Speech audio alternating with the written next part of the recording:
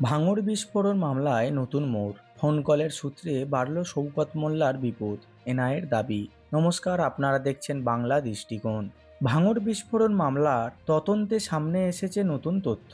তদন্তকারী সংস্থা এনআইএ আদালতে দাবি করেছে, বিস্ফোরণের পরপরই গ্রেপ্তার হওয়া তৃণমূল নেতা শওকত মোল্লার সঙ্গে আহত কয়েকজনের একাধিক ফোনে কথা হয়েছিল। সংস্থার দাবি, সেই কল রেকর্ডে তদন্তের গুরুত্বপূর্ণ সূত্র মিলেছে। এনআইএর আইনজীবীর বক্তব্য অনুযায়ী, ফোনালাপ থেকে প্রাথমিকভাবে মনে হচ্ছে অভিযুক্তদের কিছু নির্দেশ দেওয়া হয়েছিল, তবে এই দাবির সত্যতা এখনও আদালতে বিচারাধীন। শওকত মোল্লার মোবাইল ফোন ফরেনসিক পরীক্ষার জন্য পাঠানো হয়েছে বলেও জানানো হয়েছে। উল্লেখ্য, চলতি বছরের মার্চ মাসে ভাঙড়ের দক্ষিণ বামুনিয়ায় একটি বিস্ফোরণে একজনের মৃত্যু হয় এবং কয়েকজন আহত হন। পরে এই মামলার তদন্ত ভার গ্রহণ করে এনআইএ। তদন্তের অংশ হিসেবে সম্প্রতি শওকত মোল্লাকে গ্রেপ্তার করা হয় এবং আদালতও তাকে এনআইএ হেফাজতে পাঠায়। সংস্থার অভিযোগ, তিনি এই মামলার অন্যতম গুরুত্বপূর্ণ ষড়যন্ত্রকারী। তবে এই অভিযোগ অস্বীকার করছে